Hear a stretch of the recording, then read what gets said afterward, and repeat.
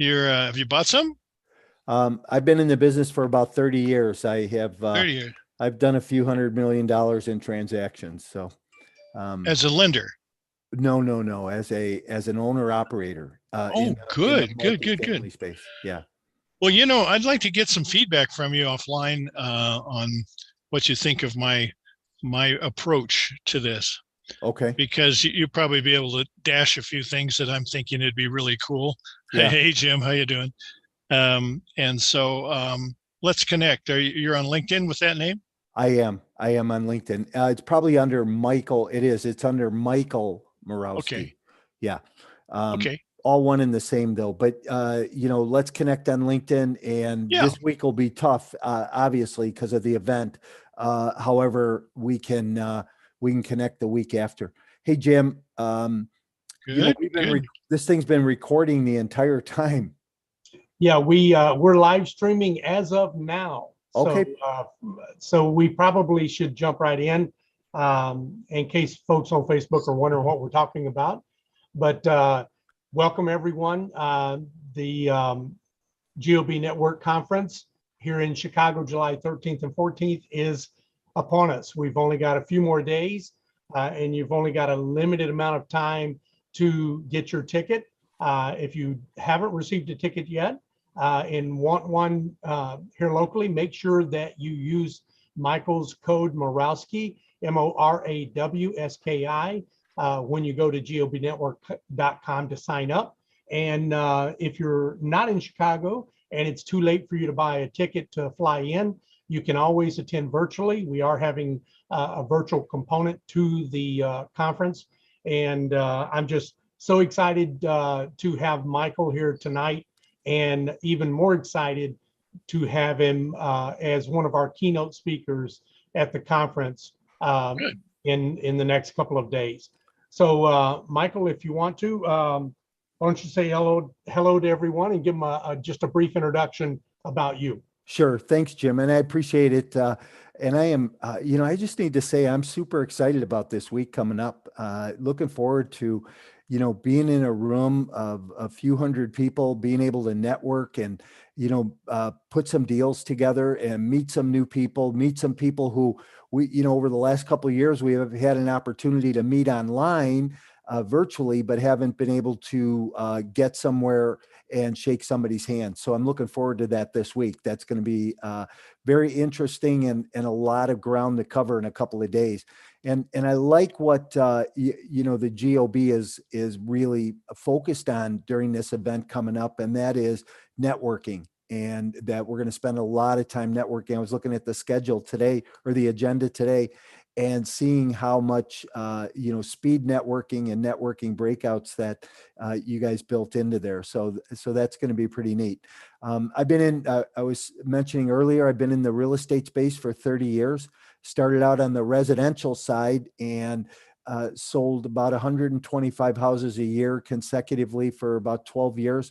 And in 2005, I went into the apartment business and scaled a multifamily company, about $100 million in volume between assets that we owned and other assets that we managed. So I'm going to, have the opportunity to speak at the event and talk about that and talk about some of the challenges that I faced along the way and how we're rebuilding after that. So my word, Jim, one word that I would have to say is resilient. And, we're bouncing back. So, if you're coming out of COVID or, my message is going to be, you can't let your past define you. So, we'll bring some pretty interesting content, that's for sure. Yeah. If you haven't heard Michael speak live about his story, I absolutely guarantee you it will floor you. It's something that you will come away from thinking, wow, if Michael can overcome those kind of obstacles, why am I not achieving my goals? Why am I giving up? Why am I not trying harder? And you're right that, we're focused only on two things in this conference, which is networking, number one, and a distant second will be deal making. The reason I say a distant second is because Networking is the key. It's the foundation upon which every successful deal is built. And unfortunately, none of the conferences focus on it. That's why when you go to one, everyone's in the hallway networking.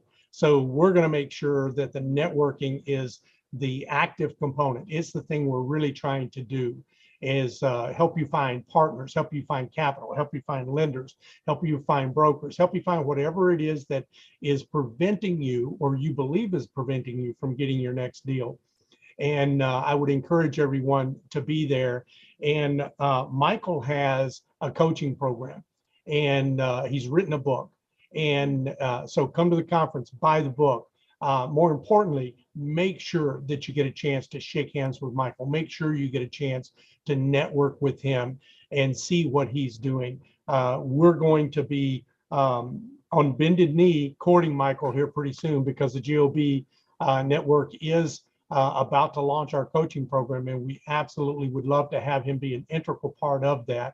I love Michael's mission.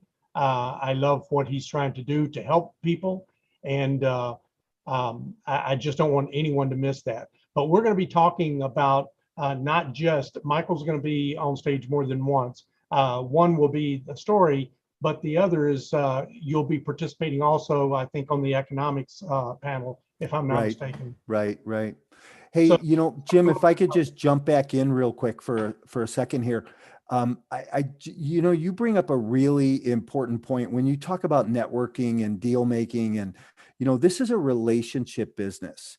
And, if we're not out building relationships, and I try to teach people, I say, hey, look, you have to act like a farmer. You have to plant a seed and water that seed, and it has to harvest and come back for you. Because at some point you're going to want to harvest that crop, right? And so this about strategic partnerships, building alliances with other individuals that you can help and support and build into their business, their organization, their world, and at the same time build yours. And the relationship building as part of this business is so critical to each one of us. It's not, I wish I would have learned that when I first went into the real estate business. Nobody taught me about databases, or nobody taught me about relationship building. Right away, I was just in a churn and burn kind of business. And that's not how you want to act or do things in this space.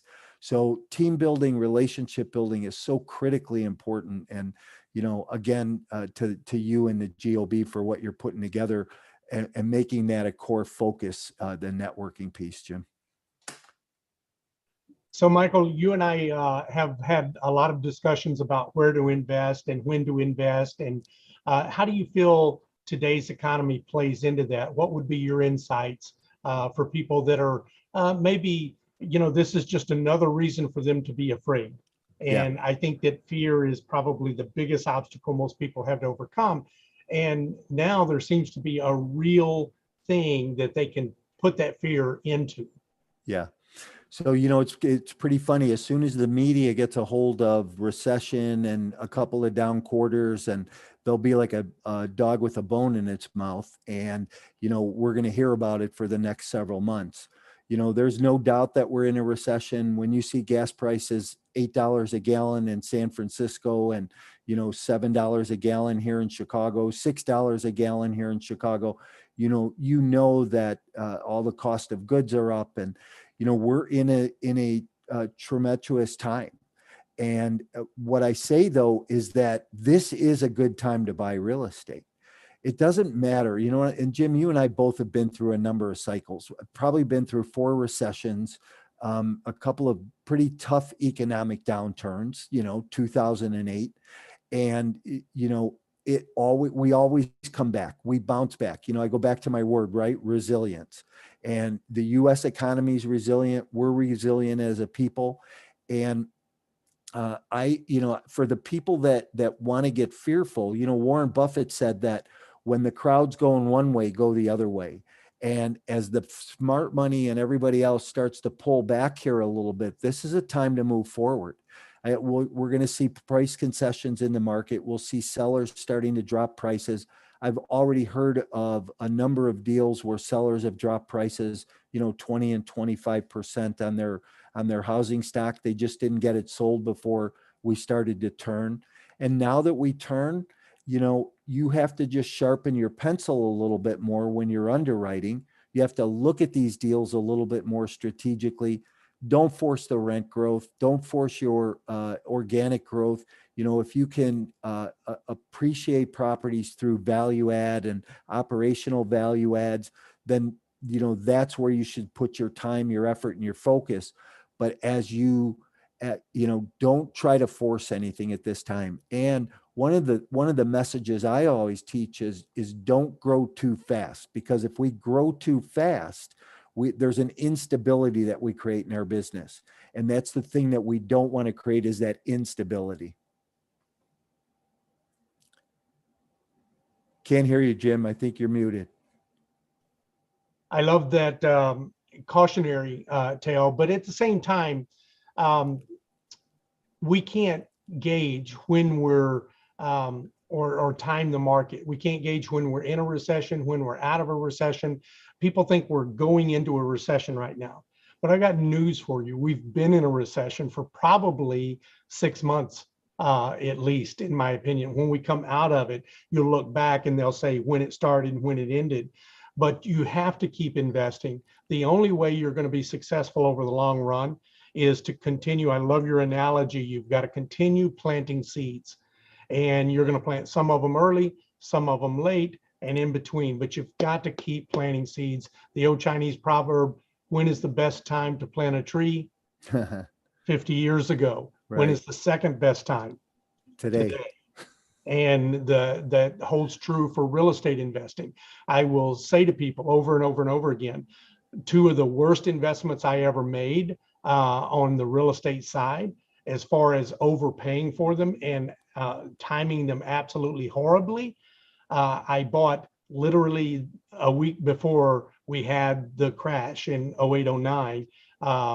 And I held those properties, and I was able to hold those properties only because I had good liquidity, and I didn't buy something that I couldn't pay for, and it was cash flowing and paying for the mortgage day one. And so as long as the bank is willing to loan you money, do you not think they have underwriters? Do you not think that they're smart enough not to give you the loan if the property doesn't have the potential to operate successfully? So they believe in the property. Now you've got to believe in the property. Those deals I still have today, and they bring in collectively between the two of them about $3,000 a month in cash flow for me. And very good, because I was able to hang on to them. Well, I had an experience where in 2005, I bought a couple of properties that in a growing neighborhood, but by the end of 2005, they'd all gone down to about 75% of their worth originally. And I'd also put another 25, 30, 40% into them. And that was because the whole neighborhood went REO. This was the type of neighborhood that had made the loans that shouldn't have been made. And so they crashed. And I started telling everybody, I said, hey, something's going on here. You better be careful. You better, see what's going on. And most people didn't. And they just kept buying or doing whatever they wanted or not selling, and wound up with a lot of egg on their face. And they weren't in as good a position as you were, Jim. So they didn't recover very quickly. But we had a couple of properties ourselves in, home type properties, and we merged families basically, and those endured, and we kept the rent about the same, and they endured through the crash. So it was good to be up to the point where we're above the line as opposed to below the line. And we'd already grown into some profit margin there. So that was good. But it was interesting how the crash really started in 2005. And you would say, where were you? I was kind of in the barrio. But guess what happened? The same thing happened in South Boulder. Glorious Boulder went down 18% that year. So nobody was protected. Yeah, I know a ton of investors, especially in the single family space, lost a lot of money during that time. And quite honestly, both of the properties that I had, I bought with no doc loans. All you had to do was show up and sign a paper. Yeah. You didn't even have to be didn't even have to be a real person, honestly. Log the And mirror, huh? and and I did that out of convenience more than anything. I Oh had a yeah. Yeah, tendency you didn't to, have to do all you know, that to paperwork. have a tendency to be a workaholic and work too many hours, and I take speed as one of the benefits of that type of loan. It overpaid for the loan, drastically overpaid for it at the worst time possible, but still came out looking good because I invested in something that, and even today, neither of those properties is worth what I paid for them, Hmm. even Did you today, have this far to, back. did you But have to sort of balance it out with the rest of your net worth in order no, to stay afloat? actually, it was no, the reason I was able to hang on to the properties is they were cash flowing day one. So the rents were Oh, okay. always in excess of what I paid for them. And the rents, I've always put all of the rent back into the property. So now I own both of those Yeah. properties. I only owe roughly $30,000 on both of those properties now. And I'm Now free that flowing. is Yeah, free muy flowing cash inteligente, flow. senor. Yeah, free flowing cash flow at $3,000 a month. And unfortunately, I know a lot of my friends bought a lot of single family and lost their shirt. And Rod Cleef tells the story how he had to completely start over because he was really big into single family. Yeah. And a lot of people were very over leveraged and couldn't maintain the float because they weren't cash flowing, and they were cashing out of everything and refinancing everything and mortgaging out to the the Yeah. nth degree. But Mike, Mike, did you experience any of that? Have you had any of those types of assets? Yeah, Jim, during the 2008 crash, we imploded. And, a lot of it was, one of the big problems, and I'll talk about 5 mistakes that I made during that time. And one of them was the over leveraged. I owned $60 million worth of real estate at 85% loan to value. And Jim, I always say, I don't know who was worse, me for taking the money or the banks for giving it to me. But I would advise anybody today that's penciling a deal to make sure you're 65 to 70% LTV on those, because you need that space.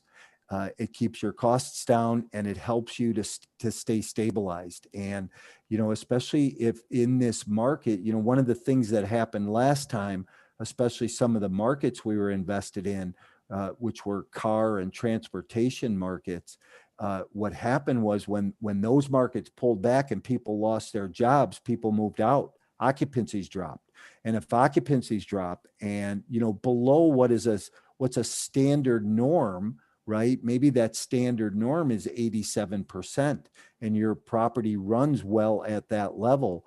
But as soon as you start to drop below that level, now you're stressing the operations. And so, by Right. being over leveraged, you don't have the ability to recover from that. So Exactly. I would advise people today to make sure that they're 65 or 70% LTV on any deal they do. Right. So Well, Mike, that's one of the rules of thumb. I wanted to jump in and go back to where you were, Jim. You said, it's important. You said that these properties were cash flowing. That's why you survived on those particular properties. There's a rule that I was following, and that is always buy with equity. And I did. I felt that I bought those properties with equity. What I didn't buy them with was enough cash flow. And especially as you said, Mike, I didn't buy it with enough occupancy equity, because I lost 2 renters in 2 years. I mean, 1 year.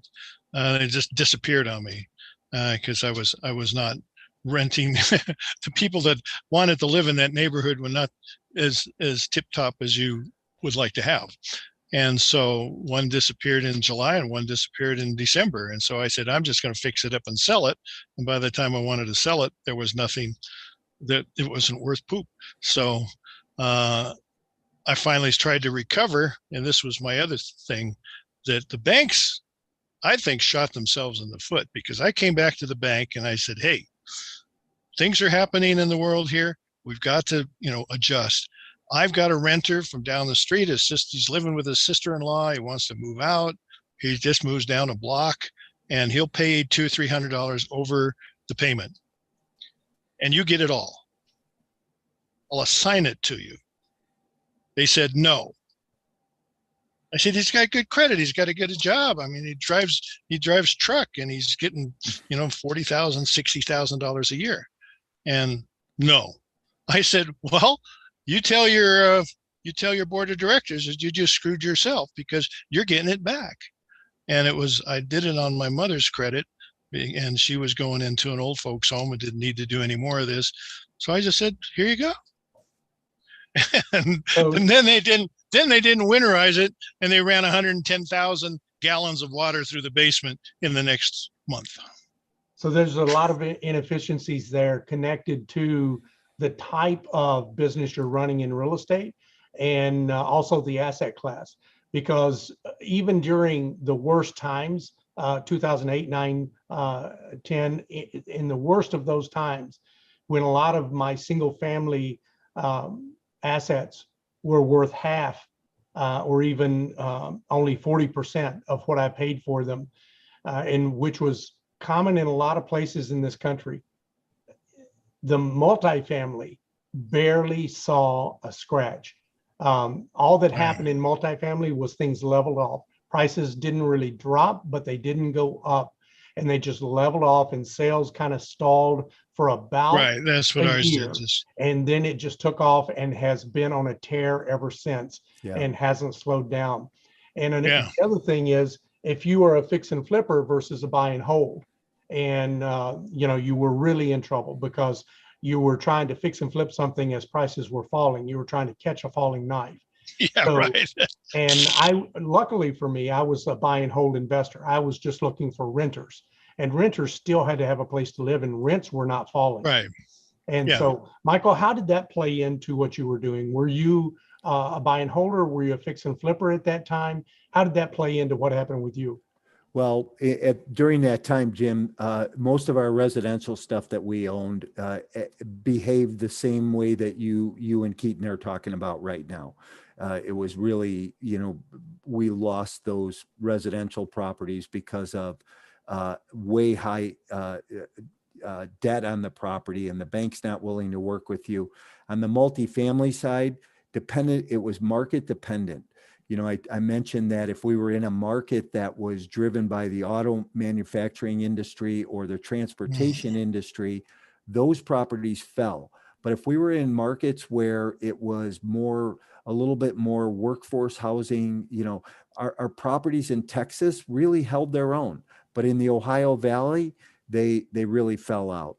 Yeah, we got hurt across the board, and here's the thing that happens, right? When your occupancy drops, your NOI drops, and when your NOI drops, that affects value.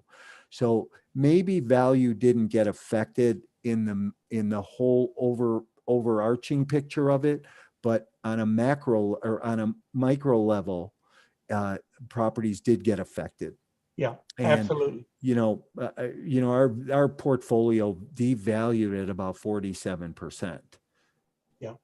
Yeah, I think that's a great insight, Michael. There was anyone that was in the Rust Belt, a lot of Midwestern markets that were tied to automotive. So we're talking, you mentioned the Ohio Valley District, a lot of automotive in that area, a lot of Rust Belt, steel mills, mini mills.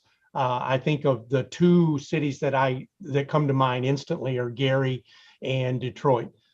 Gary to this day has never recovered from the collapse of the steel industry, which started actually in the late 70s. And Detroit has bounced back beautifully, and they're still heavily dependent upon the automobile industry, but they're not 100% dependent. Right. They've been really revitalizing that economy. And I've seen everyone, badmouth Detroit and said, you can buy a home for $10,000, and you could buy a home for $1,000. But now look at what those same homes are selling for. And they've bounced back very nicely because they are diversifying the economy. And I think that was a hard lesson learned for a lot of cities. Some of those cities are still struggling with it. And even though I made the mention of overall multifamily leveled out and sales slowed down, but we never saw a decrease in the value. That was a macro statement. And to your point, if I'd owned something in Detroit, or if I'd owned it in Gary, or certain other, markets that are not indicative of the entire overall market, could have lost my butt very easily. You know, Jim, we bought a property in a town outside of Indianapolis called Anderson, Indiana. Yeah. And when we bought that property in 2008, it was rated number 3, according to Money Magazine at that time, on a list of 275, the number 3 city in the country to raise a family in. Within 9 months, that had gone from number 3 on that list to 275 on that list. And that's because all of the businesses that were there manufactured parts for your automobile. So radio knobs and seat liners and springs and those are the manufacturers that got hurt the worst, right? Was that industry. So this is why it's really important before you go to underwrite a deal that you understand the dynamics of the market.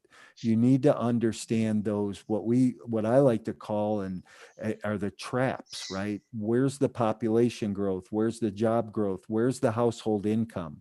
If those aren't rising, and they're sitting flat, they're falling backwards because nothing stays stagnant. So it won't sit flat, it's going to go backwards. So if you don't have an increase in population, you don't have an increase in job, and your household income is not growing, you can't raise your rents. And, all part of this game is, can I go in, do capital improvements? Can I do operational improvements and raise my rents? Well, if the market is going backwards, you can't do that. So you have to be very careful about a market. And the other thing that I talk to people about, I say, you can't just look at a market. Like the last deal we bought was in Tampa, and you can't just look at Tampa. There's 15 submarkets in Tampa. I live in Chicago. There's 78 submarkets in Chicago.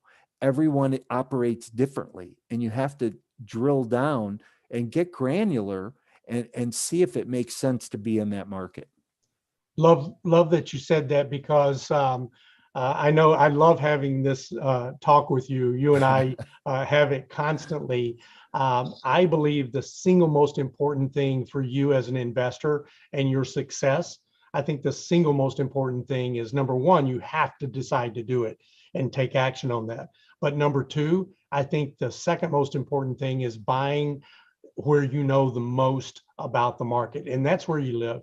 And I'll give a great example. If I would have bought in Detroit, every year bought one property, every year that the values kept falling and falling and falling, where would I be today? I couldn't have increased rents. That is true. But if I bought a cash flowing property, if I could buy the property, the rents were $900, and I could buy it for, $70,000 and make sure that my mortgage is always less than, I'm buying at 1.5, debt service coverage ratio, and I kept doing that, now I would be sitting in the catbird seat, because I was buying in a declining market that bounced back. And now, so even in declining markets, it's like investing in the stock market. You can make money when it's going down, you can make money when it's going sideways, and you can make money when it's going up. So I think there's a lot of ways to make money in the real estate market.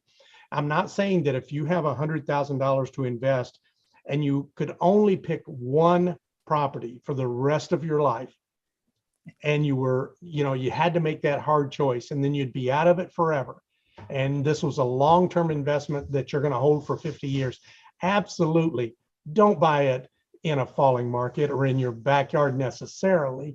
Buy in the hottest market you can buy with the most. Look, the Texas Triangle, Dallas, Houston, Austin, that triangle is projected to be, over the next 50 years, the largest growing, fastest growing first megatropolis in the world. So that would be where I would put my money if I could only do it one time. Yeah. But I don't know very much about, well, I do because I invest there, but I don't know a whole lot about Detroit, even though I live in Chicago. But I absolutely guarantee you, if I lived in Detroit and I know those neighborhoods very well, and I'm a new investor, I'm not going to go to invest in Texas in the Triangle. I'm going to invest in my backyard first. I'm going to buy a few small assets. I'm a huge believer in start small, because we continue to make mistakes. At least I do. I continue to make mistakes today in every deal that I do. And I believe that you always will. And you'll make the most mistakes early on in your career, in your first investments. So minimize that by staying small and doing something close to home, but then start to grow exponentially so that you can eventually move into those markets that you don't know as well. You know, mistakes are okay, Jim, as long as you learn from them and improve on them. So, you know, I made mistakes and I won't make them again, but you have to take your mistakes and say, what did I do wrong? What do I need to do differently? Correct the problem and move forward. But it shouldn't let you hold back. And of course, you know, don't let what you did yesterday affect what you're going to do tomorrow. Absolutely. So if you're new to the chat tonight, this is a webinar that we're holding with Mike Morawski, one of the speakers at the GOB Network Conference in Chicago, July 13th and 14th next week. And if you want to get a ticket or a virtual ticket to that event and hear even more from great speakers like Mike, make sure you go to gobnetwork.com and log in there. You can get a very, very, very good discount. As a matter of fact, tonight, Mike, let's make that discount even bigger. Anyone that signs up tonight will get an extra $50 off for your ticket. We'll make sure that $350 ticket, if you buy it tonight before midnight using Mike's code, you can get it for $97. And the virtual ticket is even less than that. So I would encourage everyone to go there before all the tickets are gone and get them before midnight tonight. Is there a code? Morawski. Oh, Omar. Okay, okay, that's right. SKI. And for anyone that's attending virtually, there are going to be extra speakers and extra content, and you'll have first access to all the recordings for up to a year. And one of the things we're doing for everyone, and I think is the most valuable thing, and it's well worth the $350 ticket I would pay, is to get 600 names of investors with their email address. And I'm not talking about their work email address. I'm talking about their personal email address and their mobile phone number, not an office number. And so these are investors that are in my database and investors that are attending this conference. And so, you know, if you are new to this business, or even if you've been in it for a long, long time, trust me, the price that you pay to get access to that kind of information is what will make you or break you in this business. So it's priceless. Absolutely. Very good. Very good. Couple things while we're on the conference, on the virtual side, I've been to a lot of virtual conferences, and they have some sort of an algorithm that they're trying to match people for the networking. Have you got something set up to, well, and what happened in a lot of cases is there wasn't a match for me. And so I'd sat there for 2 cycles, and then one got a guy, and then a couple more cycles and got a guy. And it was a real waste of time to try to network that way. Have you got something set up to where it's going to be bang, bang, bang, bang, bang, bang, bang, just like we're in the hallway talking to whoever, you know, was available? We're using the Whova app, and the Whova app has a lot of speed networking built into it. And you can start that networking as soon as you log into the event, which means you can start networking with those people today. And so even if you don't attend the conference, this is a little insider tip, a little insider secret. I believe, at least it used to be this way, unless they've changed the code, you can download the Whova app and say that you're interested in attending the GOB Network Conference. It'll let you into the GOB Network Conference. You can start networking with those people without ever paying a penny. And that's a ninja hack that that I don't think they've fixed. And I shouldn't tell you that because you might think that, oh, well, I don't need to even get a virtual ticket. I can just go in and do that. Trust me, even if you're a great networkers come away from an event, a 2-day event, with maybe 35 to 15 business cards and names. So you'll never get to the 600 number that I'm going to provide you. But I would still encourage you, especially if you're new, get in there, download the Whova app. It's a wonderful app. The conference will be telecasted live stream through that app, and get in there and see if you can get your first deal done. See if you can find some partners. How do you spell that? Hoova? HWO. Hoova. Okay, I got it. Yeah, I've seen that. VA. Yeah, I got that. Okay, Hoova. Yeah, And there's a desktop version and a mobile version. It was built as a mobile app, so I think the mobile version is still the best. But and it's there's a lot of stuff going on in there. I would encourage you go to YouTube and take a couple of Whova classes at YouTube University. So once you sign up, then it sends you right to that app to process. Oh, if you sign up at gobnetwork.com, yes, Kenton, it does. It'll send you a link. Okay. Yeah, it'll send you a link to Whova. All right. I like that. So, and then that gives on LinkedIn, if you sign up for something to go to some sort of a seminar coming up, then you get all the names. You can go look and see who's there, and then see if there's some birds of a feather or potential clients, and start talking to them. So I like that. And when you got 600 or 700, then you can actually search within them. Yeah, which is really good. Yeah, most of these conferences, I've only ever been to one that actually gave you access to the database of the people that were there, and that was years ago. And that conference no longer does that, because quite honestly, that is the goose that laid the golden egg.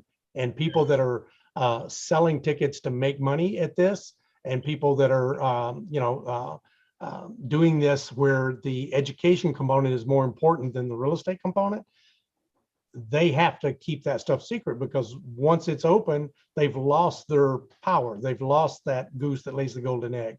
So, but we're a nonprofit. We're not in this to make money on the education or on the conference. We're just trying to connect you and make sure that you have the right coaches and that you have the right education. And coaching it's not as much, honestly, about education. Coaching is, Michael Jordan doesn't need to be coached on how to make a layup. So, Mike, what do you think about the educational component of coaching versus the mentoring portion, or the motivational portion, or the push or the pull? The drill sergeant pushing, or the loving mom who's holding your hand and pulling you along? Yeah, I have a few comments around that, of course. One is, first of all, I just want to make a comment about Michael Jordan, because you brought that up. But Michael Jordan had a coach from the day he got off the airplane in Chicago till today. So he still is coached. I'm in the process right now of reading a book by Tim Grover called Winning. And Jim, I'm going to say, if you haven't read the book, it's probably one of the best books I've ever written. I'm a basketball nut, and because of that, I love to read books by coaches, because it talks about the player's mindset. And this is such a mindset game that we're in. Coaching is not telling somebody what to do. Coaching is accountability and encouragement, but it's really helping the individual self-discover what they already know, pulling it to the surface, having them do it, and then holding them accountable to the action and the activity. Because we can get all the education in the world. And you know what, Jim, as a coach, and I teach in that box too, right? We all teach in that box. And step by step, this is how you keep all of the plates spinning when you're putting together a syndication and you're building a syndication.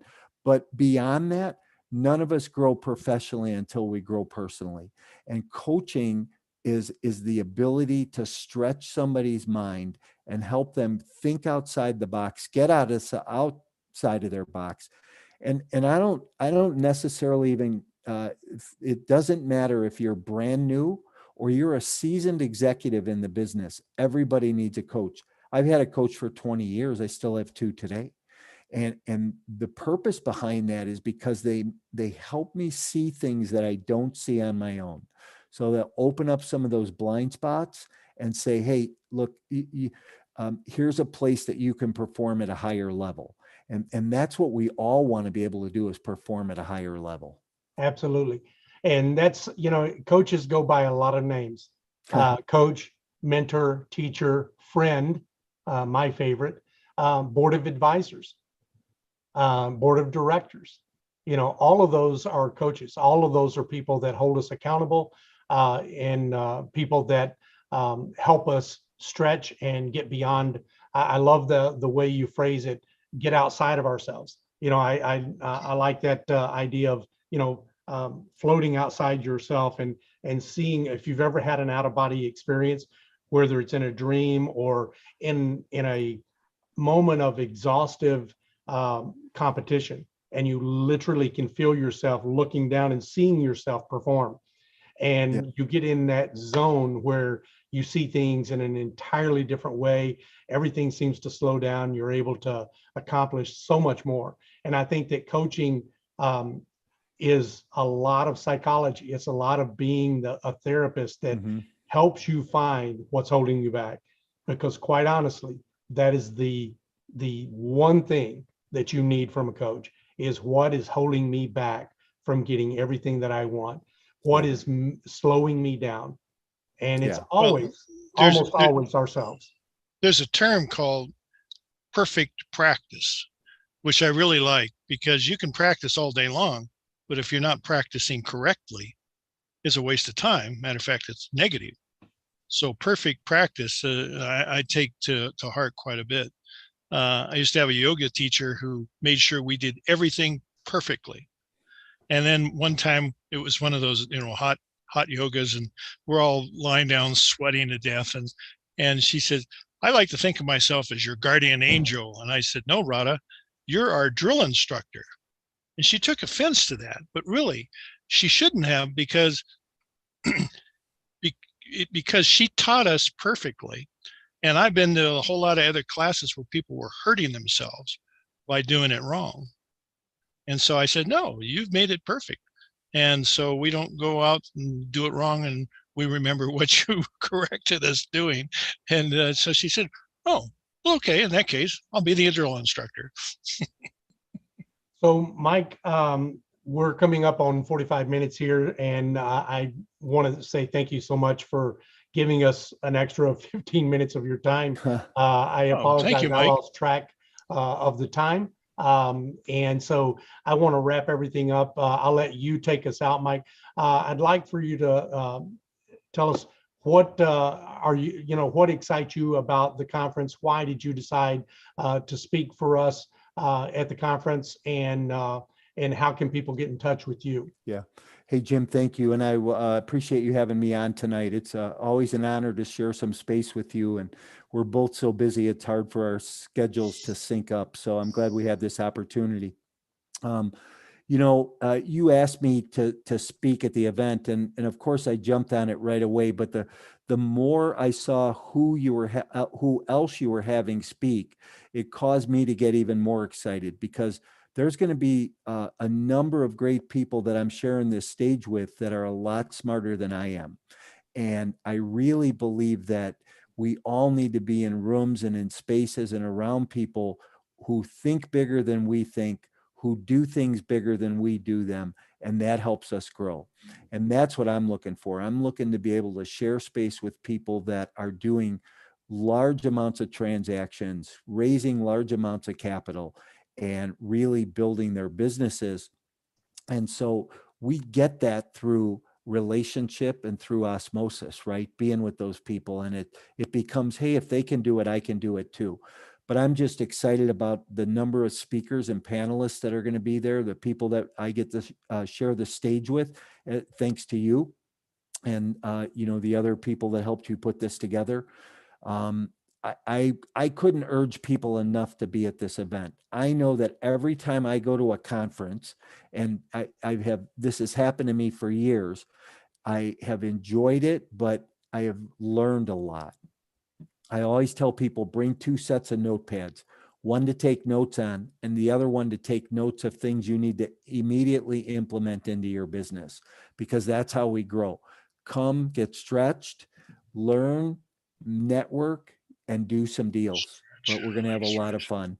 You can reach me through anywhere that you get your social media fix. I'm on Twitter and Instagram and LinkedIn and even TikTok. So, or you can direct message me at mike@mycoreintentions.com. And, networking is the theme here. I love to network. So reach out, let's connect. Let's see how we can help each other's business grow. Jim, I look forward to seeing you Tuesday, Wednesday, Thursday this week. Thank you, Mike. And we will be, for locals and anyone staying over on Friday and Saturday, we're going to have some local Chicago sightseeing and tours, and trying to build some deeper relationships with those people that you might want to partner with. So if you're planning on being here, make sure that you do log into the Whova app, and we're going to run a poll to see whether you want to go to a ball game, whether you want to sit on one of the rooftop bars, whether or not you want to do a Chicago architectural boat tour, or just hang out at Millennium Park in the Bean. So really looking forward to it. Mike, as always, thank you so much. Really grateful to have you in my network, and continue to build the friendship and relationships that we do get from all the networking. So very, very grateful to have you here. And everyone, join us, gobnetwork.com. Thanks, Mike. Bye-bye. Thank you, everyone.